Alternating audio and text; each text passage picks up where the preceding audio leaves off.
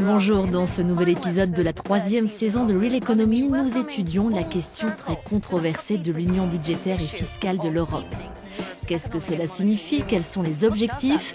Est-elle même encore possible en ces temps difficiles? Nous allons poser ces questions au vice-président de la Commission européenne chargé de l'euro et du dialogue social, Valdis Dombrovskis.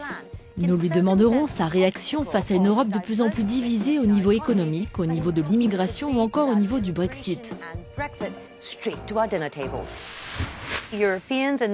19 pays utilisent aujourd'hui l'euro, mais pas le Royaume-Uni ou le Danemark.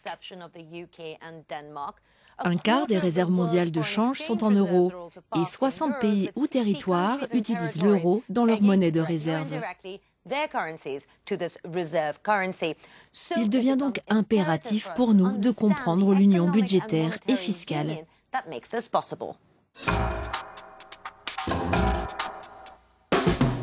L'Union économique et monétaire de l'Europe a débuté en 1957 avec l'idée d'assurer la croissance et la stabilité de l'emploi. Concrètement, l'union monétaire signifie que les pays membres coordonnent leur politique économique et fiscale. Que la Banque centrale européenne crée une politique monétaire indépendante de la politique. Que les mêmes règles sont valables pour toutes les institutions financières de la zone euro. Et le plus important, que la monnaie est la même pour tous les membres. Tout cela est coordonné par les gouvernements nationaux et les 5 institutions de l'Union européenne. Le Conseil européen définit les politiques. Le Conseil de l'Union décide qui peut partager la monnaie. L'Eurogroupe coordonne les actions. Les États membres fixent leur propre budget et déterminent leur propre politique. La Commission surveille l'application par les pays. La Banque centrale européenne définit la politique monétaire et le Parlement européen travaille avec le Conseil de l'Union pour créer des lois et veille à ce que la gouvernance économique puisse être contrôlée par les représentants des citoyens. Une économie atone, 18 millions de chômeurs dans la zone euro, la situation d'aujourd'hui a de quoi exercer une pression énorme sur les institutions clés de l'Europe. L'union monétaire est ambitieuse, alors commençons par la situation actuelle. Les 5 présidents des principales institutions de l'UE ont mis en place un rapport en 2015 pour approfondir l'union budgétaire et fiscale et éviter de nouvelles crises. La mise en œuvre a commencé en octobre avec la scission de la feuille de route en 2 étapes. La première étape doit s'achever en juin 2017 en utilisant les traités actuels pour stimuler la compétitivité et fusionner les politiques budgétaires au niveau de la zone euro pour compléter l'union financière. La deuxième étape se fera en 2025. Elle aura besoin de modifications des traités pour créer un trésor de la zone euro. Les premiers résultats de la première phase seront annoncés en juin 2016 et un plan pour les prochaines étapes au printemps 2017.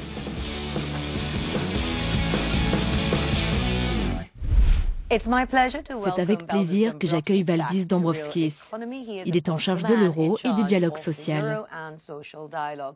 Parlons de la première étape, parce que rien de très précis n'a encore été annoncé.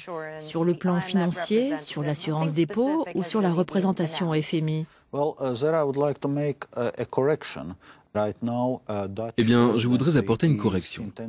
À l'heure actuelle, la présidence néerlandaise travaille beaucoup sur ces propositions, notamment sur le développement de l'union budgétaire et financière et sur la création du système européen d'assurance dépôt.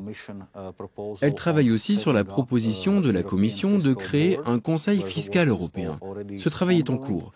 Et sur la proposition législative d'une représentation extérieure de la zone euro au sein du FMI.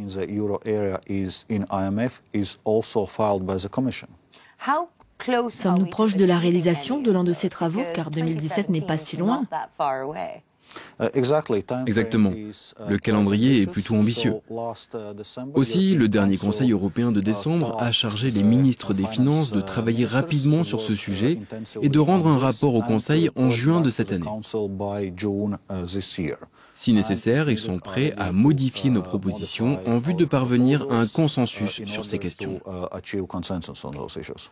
Une prochaine étape fait état d'une union politique. Pouvez-vous nous expliquer ce que c'est? Car personne ne semble être en mesure de nous donner une définition?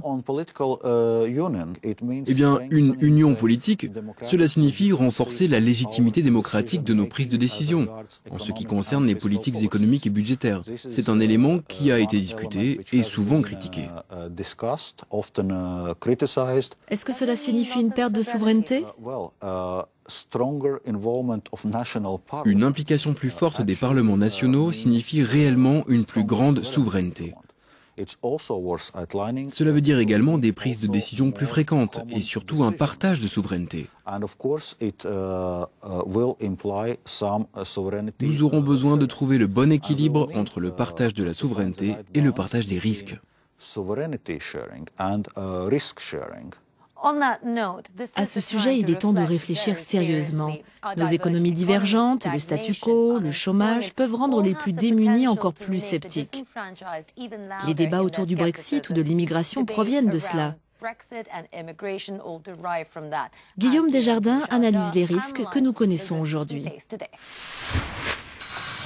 À travers l'Europe, nous avons tendance à oublier les frontières. Mais à Bar-le-Duc, une commune néerlandophone de Belgique, vous pouvez passer d'un pays à l'autre.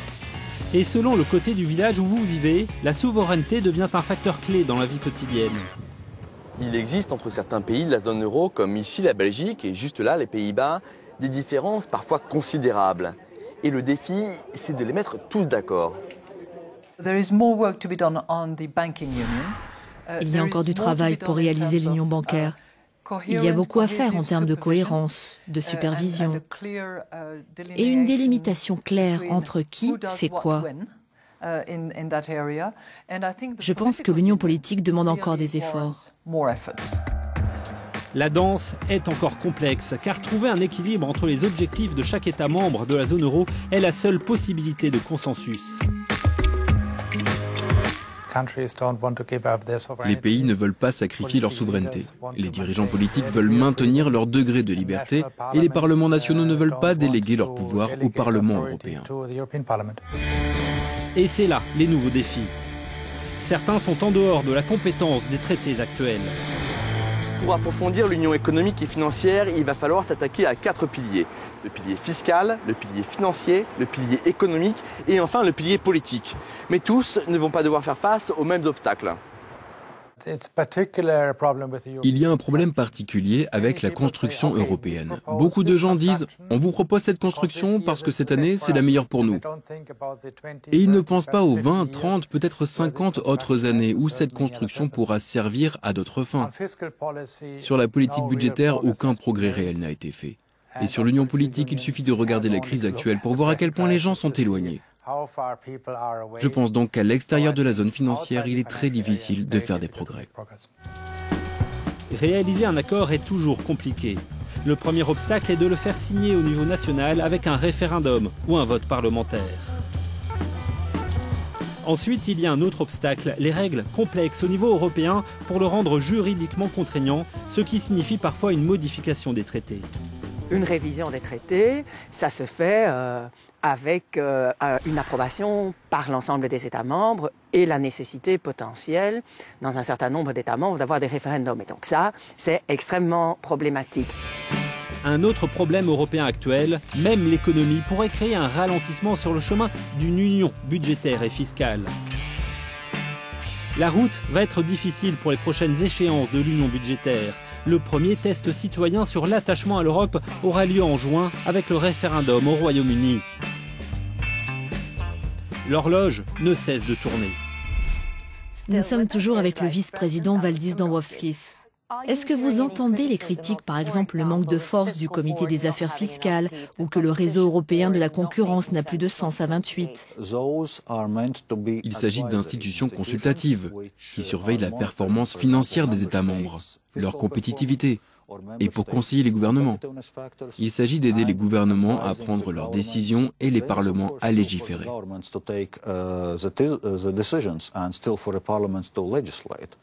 Pensez-vous que les États membres vont accepter cela, car les gens ont peur du poids de l'Europe ?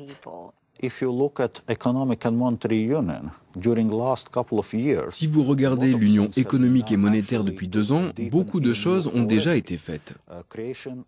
La création d'un mécanisme européen de stabilité, la création de l'union bancaire, une surveillance budgétaire renforcée et régulière. La crise grecque est un très bon exemple. La stabilité de la zone euro dans son ensemble n'a pas été remise en cause. Donc, beaucoup de choses ont été faites ces 2 dernières années. Il faut le reconnaître.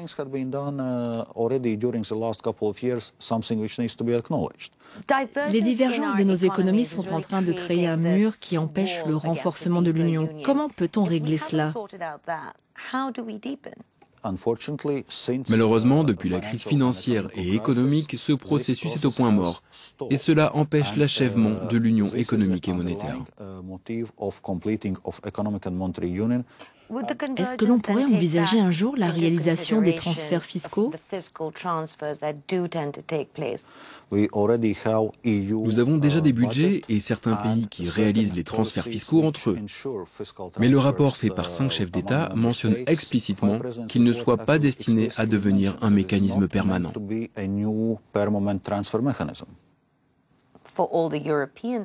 Pour les citoyens européens qui nous regardent, ils parlent du Brexit, de l'immigration.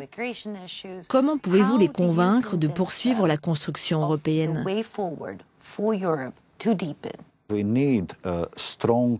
Nous avons besoin de solides bases économiques pour faire face aux différents défis auxquels nous sommes confrontés, avec la crise des réfugiés, les problèmes de sécurité, et aussi pour convaincre nos citoyens qu'il y a des avantages dans le projet européen.